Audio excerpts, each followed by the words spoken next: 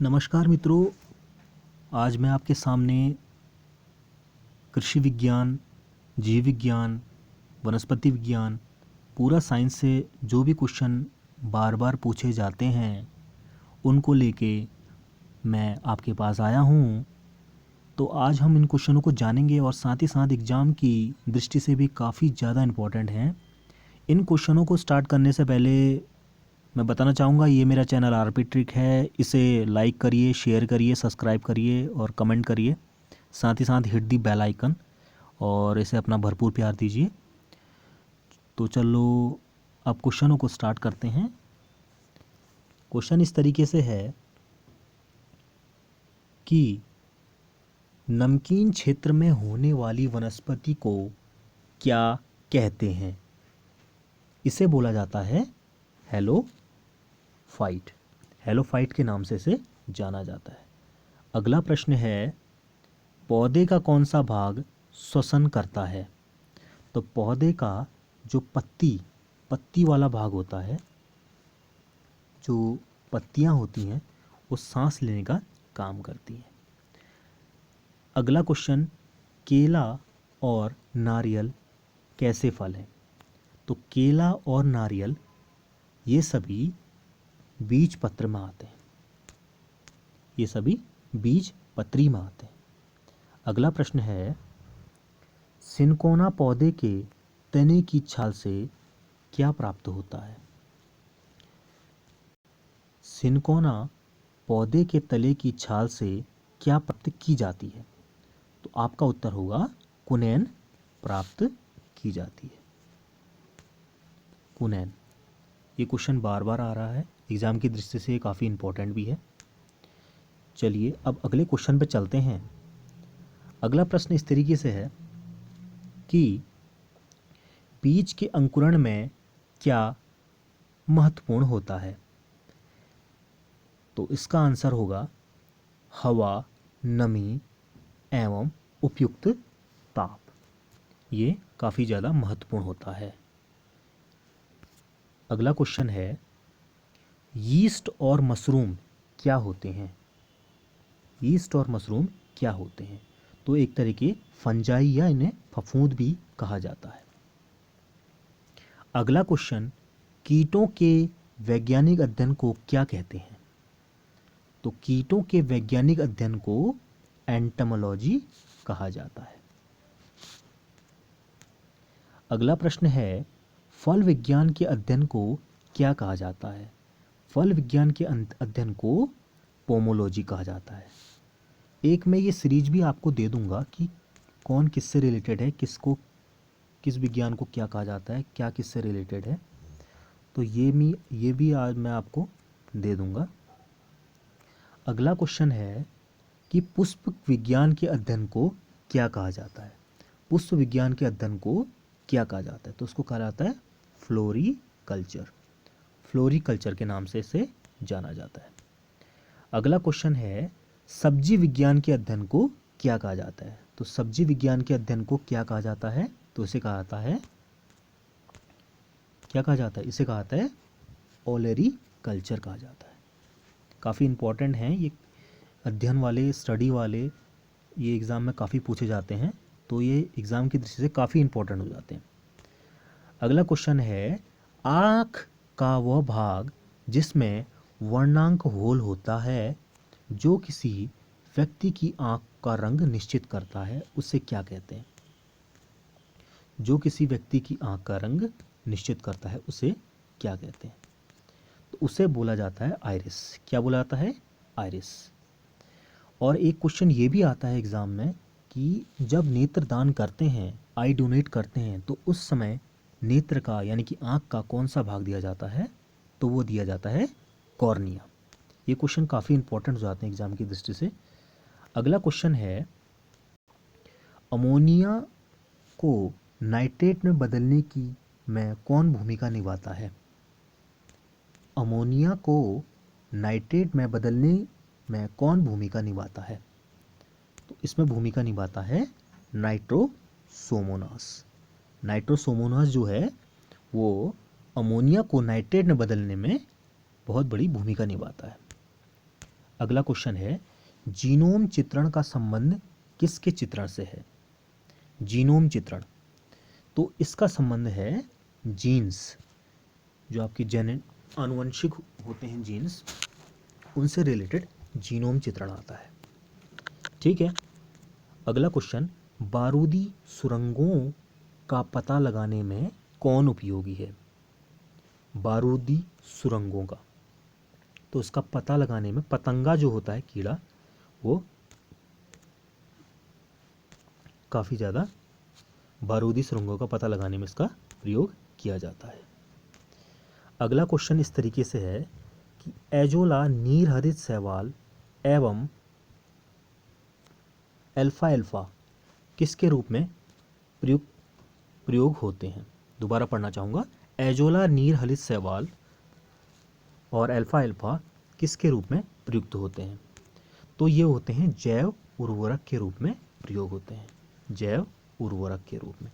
अगर आपको थोड़ा भी अगर ध्यान है तो इससे पहले प्रीवियस वीडियो में क्वेश्चन आ चुका है कि एजोला और नीरहरित शैवाल किस श्रेणी में आते हैं, तो जैव उर्वरक की श्रेणी में आते हैं। तो ये क्वेश्चन रिपीट हो गया है, तो एग्ज़ाम की दृष्टि से काफ़ी इम्पोर्टेंट हो जाता है। अगला क्वेश्चन, कौन एक आँख से आगे की ओर उसी समय दूसरी आँख में पीछे की ओर देख सकता है? मतलब एक ही आँख है और आगे भी पीछे भी दोनों तरफ देख सकता है। तो इसका सही आंसर है गिरगिट। गिरगिट ऐसा जानवर है, ऐसा कीड़ा है जो आगे भी पीछे भी देख सकता है एक ही आँख से। अगला प्रश्न है, कृषि की वह शाखा जो पालतू पशुओं के चारे, आश्रय, स्वास्थ्य, प्रजनन से संबंधित होती है, उसे क्या कहा जाता है? ये क्लास 8th का क्वेश्चन है। अगर पशुपालन वाला क्वेश्चन अगर एग्रीकल्चर में देखेंगे तो उसमें ये इसके बारे में, पूरा पशुपालन के बारे में और कृषि के बारे में पूरी तरह डिटेल में आंसर उसमें दिए गए हैं, अच्छी तरह बताया गया है। तो इसका सही आंसर हो जाएगा पशुपालन, जिसे हम इंग्लिश में क्या बोलते हैं, एनिमल हस्बेंड्री भी बोला जाता है। ये काफ़ी ज़्यादा इंपॉर्टेंट क्वेश्चन है। पशुओं को चारा, आश्रय देना, उनके स्वास्थ्य का, उनके प्रजनन का से संबंधित जो भी अध्ययन किया जाता है वो सब एनिमल हस्बेंड्री में आता है, जिसे हम हिंदी में पशुपालन कहते हैं। अगला प्रश्न इस तरीके से है, इन क्वेश्चनों को इग्नोर मत कीजिएगा, ये काफ़ी ज़्यादा इंपॉर्टेंट क्वेश्चन है, एग्ज़ाम में आते हैं और हम लोग इग्नोर कर देते हैं और एग्ज़ाम में गलत हमसे हो जाते हैं, तो ये काफ़ी ज़्यादा इम्पॉर्टेंट है। अगला क्वेश्चन इस तरीके से है कि वृद्ध अवस्था के अध्ययन को क्या कहता है? देखो कितना इंपॉर्टेंट क्वेश्चन आ गया। वृद्ध अवस्था के अध्ययन को क्या कहा जाता है? वृद्धावस्था के अध्ययन को, तो इससे क्या बोला जाता है? जेरिंटोलॉजी बोला जाता है, जेरिंटोलॉजी। जेरिंटोलॉजी वृद्धावस्था के अध्ययन को कहा जाता है। अगला क्वेश्चन है, जनसंख्या एवं मानव जाति के महत्वपूर्ण आंकड़ों के अध्ययन को क्या कहते हैं? देखिए अध्ययन वाले क्वेश्चन तो काफ़ी आते हैं एग्जामों में। जनसंख्या और मानव जाति के महत्वपूर्ण आंकड़ों का अध्ययन क्या कहलाता है? ये तो आप लोग भी जानते होंगे कि जनांकिकी या जनसांख्यिकी के अंतर्गत ये आती हैं चीज़ें। जनांकिकी इसका सही आंसर होगा। अगला क्वेश्चन है, एक जलीय पौधे को क्या कहते हैं? एक जलीय पौधा जो जल में होता है, सिर्फ जल में उगता है, तो उसे किस श्रेणी में रखा जाता है? उसे क्या बोला जाता है? तो उसे बोला जाता है हाइड्रोफाइट।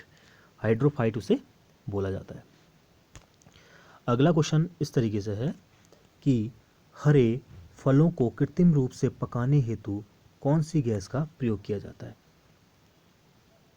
हरे फलों को पकाने हेतु कौन सी गैस का, कृत्रिम गैस का प्रयोग किया जाता है? तो ये गैस होती है एसिटिलीन। एसिटिलीन ये गैस होती है, इसका प्रयोग फलों को पकाने के लिए किया जाता है। ये भी काफ़ी इंपॉर्टेंट क्वेश्चन है एग्जाम की दृष्टि से। अगला प्रश्न है, प्रकाश संश्लेषण माफ़ कीजिएगा, ये थोड़ा यहाँ मिस्टेक हुआ है, क्रिया होता है। प्रकाश संश्लेषण की क्रिया में प्रकाश ऊर्जा किस ऊर्जा में परिवर्तित हो जाती है? ये भी काफ़ी इंपॉर्टेंट क्वेश्चन है। तो मैं आज आपके सामने कुछ क्वेश्चन ऐसे लाया हूँ जो एग्ज़ाम की दृष्टि से इम्पॉर्टेंट ही नहीं, लाइफ में भी काफ़ी यूज़ होते हैं, बार बार पूछी जाती हैं क्वेश्चंस। ठीक है, तो प्रकाश संश्लेषण क्रिया में प्रकाश ऊर्जा रासायनिक ऊर्जा यानी केमिकल एनर्जी में चेंज हो जाती है। अगला क्वेश्चन इस तरीके से है कि वृक्ष की आयु का वर्षों में निर्धारण किस आधार पर किया जाता है। यानी कि कोई भी पेड़ है उसकी आप एज कैसे फाइंड करेंगे, तो कैसे उसकी एज को फाइंड किया जाता है, तो उसकी एज को फाइंड करने के लिए उसमें उपस्थित वार्षिक वलयों की संख्या, यानी कि उसमें जितने भी छल्ले होंगे, वार्षिक वलय, वलय माने छल्ले जो होंगे, उनकी संख्या को काउंट करके हम लोग उसकी एज का निर्धारण कर सकते हैं। अगला प्रश्न इस तरीके से है, इन क्वेश्चनों को आप बार बार दोहराइए और ये अवश्य आपको याद हो जाएंगे। अगला प्रश्न इस तरीके से है कि वृक्ष की आयु का वर्षों में निर्धारण किस आधार पर किया जाता है। ये क्वेश्चन दोबारा रिपीट हो चुका है, तो इसका सही आंसर होगा वार्षिक वलयों की संख्या। जो अभी प्रीवियस क्वेश्चन था वही दोबारा रिपीट हो गया है। तो वार्षिक वलयों की संख्या के आधार पर किसी भी ट्री की एज निकाल हम सकते हैं। अगला क्वेश्चन है, समतापी प्राणियों में ताप का नियमन, समतापी प्राणियों में ताप का नियमन करने वाला मस्तिष्क केंद्र क्या है। दोबारा इस क्वेश्चन को पढ़ूंगा, समतापी प्राणियों में ताप का नियमन करने वाला मस्तिष्क केंद्र कौन सा होता है। अगर आपने मस्तिष्क के बारे में पढ़ा है, ह्यूमन ब्रेन के बारे में, तो उसमें हाइपोथैलेमस जो पार्ट होता है, हाइपोथैलेमस, वो क्या करता है, पूरे ताप को यानी कि बॉडी के टेम्परेचर को नियंत्रित करता है। ये एक तरीके का पार्ट है। और आपको पता होगा कि मस्तिष्क 3 भाग होते हैं मस्तिष्क के, अग्र मस्तिष्क, अग्र मस्तिष्क, मध्य मस्तिष्क और पश्चिम मस्तिष्क, 3 पार्ट होते हैं। इसके लिए भी मैं एक वीडियो आपके सामने लेके आऊँगा। अगला प्रश्न इस तरीके से है कि हमारी जीभ पर स्वाद कलिकाएं जो खट्टे का ज्ञान कराती हैं, जीभ के किस भाग में पाई जाती हैं। खट्टे का ज्ञान जो कराती हैं वो जीभ के किस भाग में पाई जाती हैं, तो जीभ के पार्श्व भाग में पाई जाती है, पीछे के पार्ट। ठीक है। अगला प्रश्न इस तरीके से कि मृदा को नाइट्रोजन से भरपूर करने वाली फसल कौन सी है। ये भी इंपॉर्टेंट क्वेश्चन है, भरपूर करने वाली फसल, नाइट्रोजन से भरपूर करने वाली फसल, तो ये है मटर की जो फसल होती है, ये मृदा को नाइट्रोजन से पूरी तरह लैस कर देती है, पूरी तरह उसको भरपूर तरीके से उसके फसल को तैयार कर देती है। अगला प्रश्न, मस्तिष्क का जो भाग बुद्धि का भाग कहलाता है उसे वैज्ञानिक भाषा में क्या कहा जाता है। जो बुद्धि का परीक्षण कराता है, जिससे हमें हमारी बुद्धिमत्ता यानी कि IQ लेवल का पता चलता है एक तरीके से, तो वो सेरिब्रल हेमिस्फीयर जो पार्ट होता है मस्तिष्क का, वो हमें बुद्धि का भाग कहलाता है, यानी कि IQ लेवल एक तरीके से कहा जाता है। ठीक है दोस्तों, तो आज के लिए इतने प्रश्न मेरे पास थे। जो भी प्रश्न मैंने आपको बताए काफ़ी इम्पोर्टेंट हैं, आप इनको बार बार दोहराइए और साथ ही साथ मेरे चैनल को लाइक, शेयर, कमेंट, इस पर अपना भरपूर प्यार दीजिए। इसी तरह की क्वेश्चनों की सीरीज़ मैं आपके सामने लेके आता रहूँगा, और तब तक के लिए धन्यवाद।